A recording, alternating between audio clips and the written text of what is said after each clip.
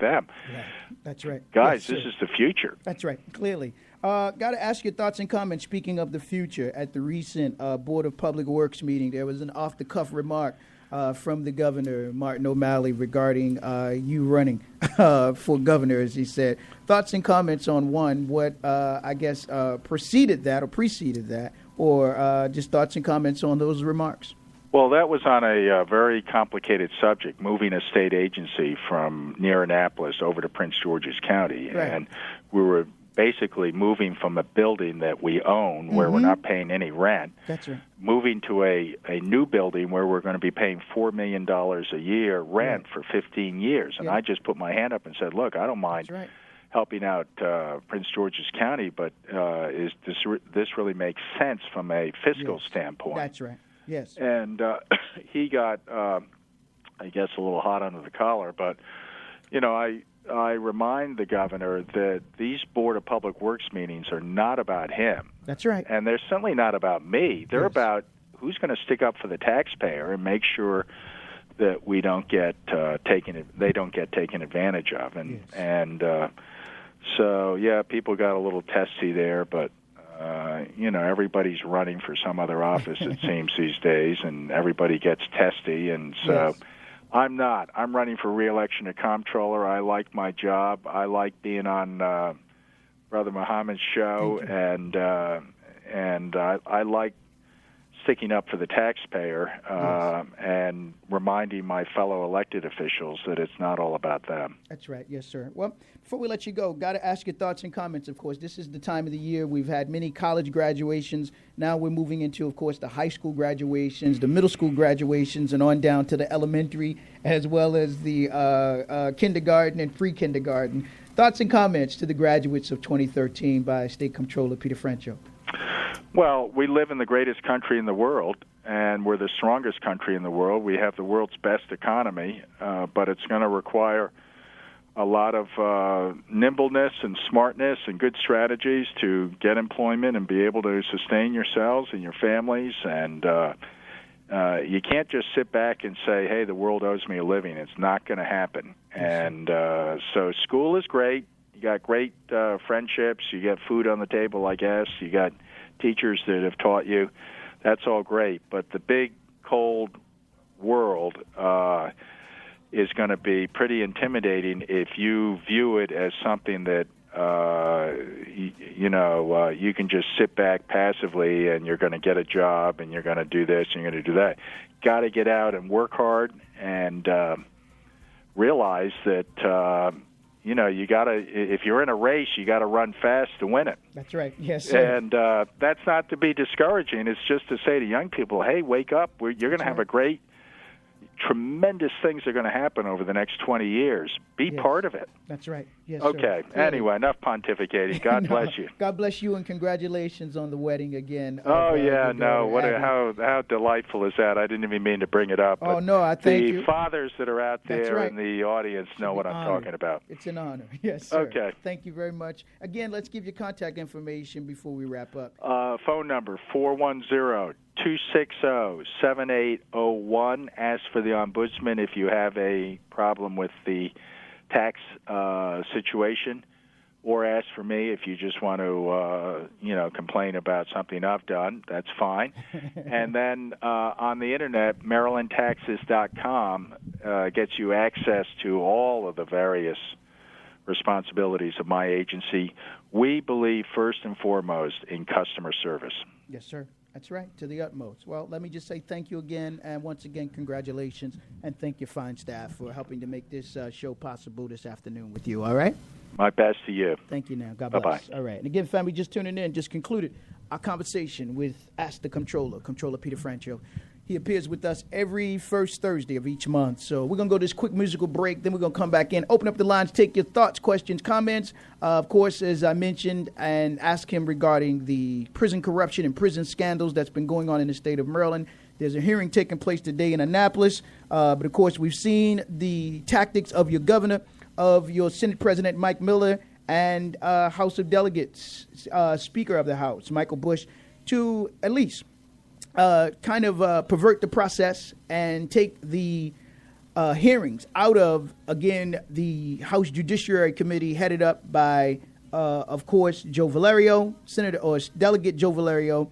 And, of course, there is a hearing, 1 o'clock, I believe, today. And I saw where Delegate Mike Schmiegel, who is on the House Judiciary Committee, said that he's going to definitely show up. He won't be a wedding crasher, but he clearly is going to be a hearing crasher. But the question is whether this hearing is an open or closed hearing, since your governor said he wants to charge anyone that would try to limit open meetings from the media and from the general public. So we'll see if he practiced what he preaches regarding this issue of the transparency around the prison scandals, and, of course, why he has not fired the so-called public safety secretary, Gary Maynard, where we have seen where he's been able to kind of walk over, again, Darrell Mobley, the head of the secretary of the Department of Transportation, to bring in his good friend, Jim Smith.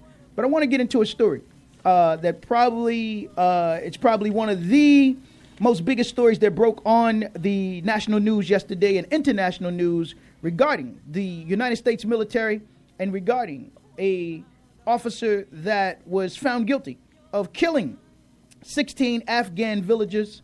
Numbers say it could have been higher, but they were predominantly women and children.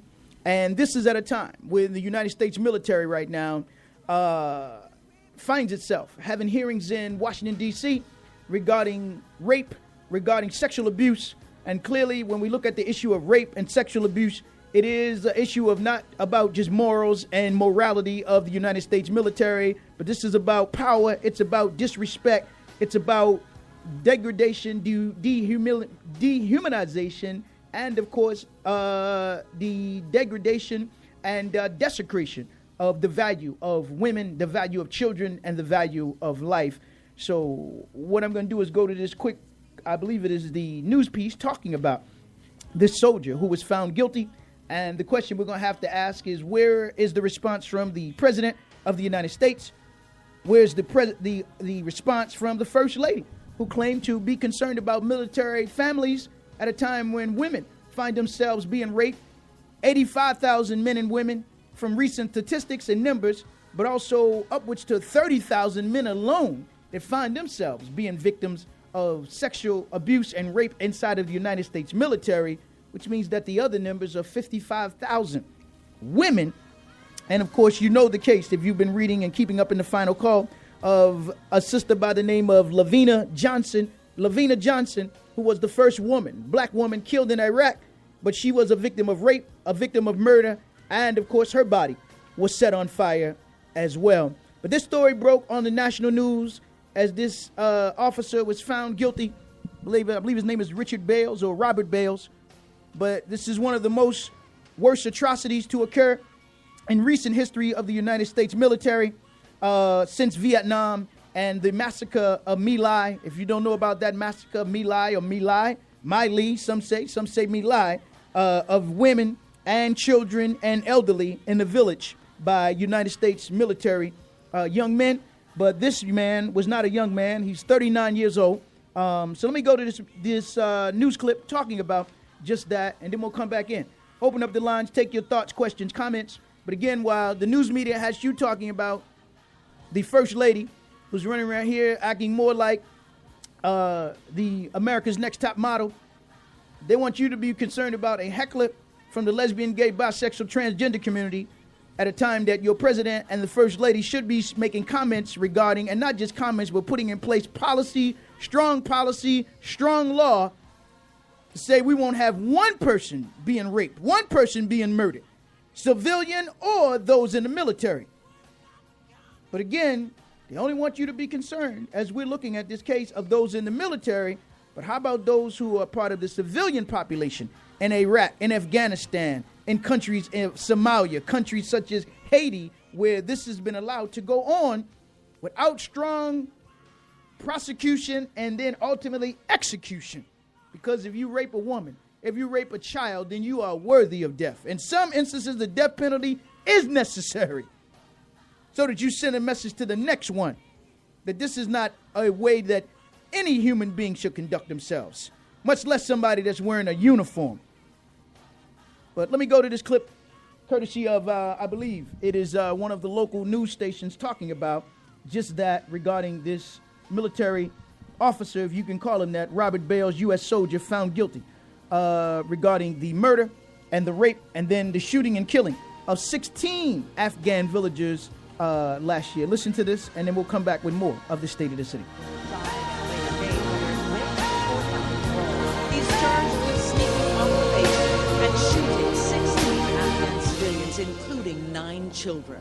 The massacre last March stunned Americans and angered Afghanis, raising tensions between the two governments. The fact that so many of the victims were children wasn't lost on either side. Children shot dead. Men losing entire families in mourning. Killed a child, says this mother. Was this child part of the Taliban? Bales' lawyers had initially planned to argue that he was insane at the time of the massacre, but the Los Angeles Times says such cases are hard to prove. Still, the defense says Bales' mental problems should rule out the death penalty. Defense lawyers have said Bales suffered from post-traumatic stress disorder after several extremely emotional incidents during his previous 3 combat deployments, including a bombing that blew the legs off a colleague during his 4th deployment shortly before the killings. The plea hearing is set for next Wednesday. In order to be granted the deal, Bales must demonstrate to a judge that he understands the charges against him by recounting exactly what happened that tragic night. For Newsy, I'm Christian Bryant.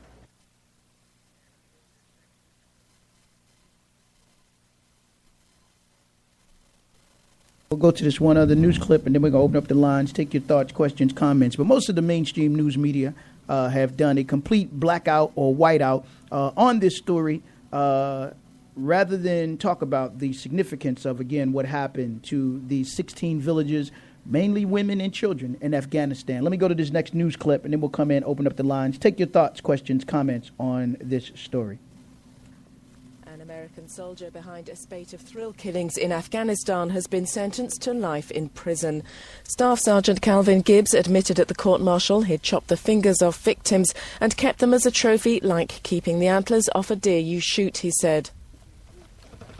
The 26-year-old denied murder, but the jury decided he was indeed the ringleader of a rogue platoon after 3 soldiers testified to killing Afghan villagers on Gibbs' orders and then disguising their deaths to appear as in combat. The court heard members of the 5th Striker Brigade smoked hash, collected illegal arms and mutilated and photographed corpses. When asked why, one witness said the brigade had been trained for combat in Iraq and had become bored with its largely humanitarian role in Afghanistan. Moved here to the outskirts of...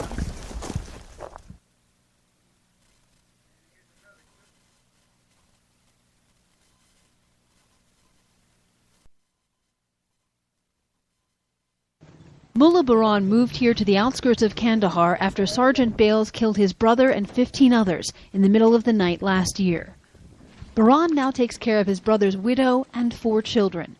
This year he traveled to the United States to get a better understanding of the American judicial system and to ensure his brother would be avenged. They promised us he would be given the death penalty. If they don't keep their promises, then we will be tempted to ask our own government, our own president, for justice. He's angry that Bales will escape the death penalty, and so are all the other survivors, he says. This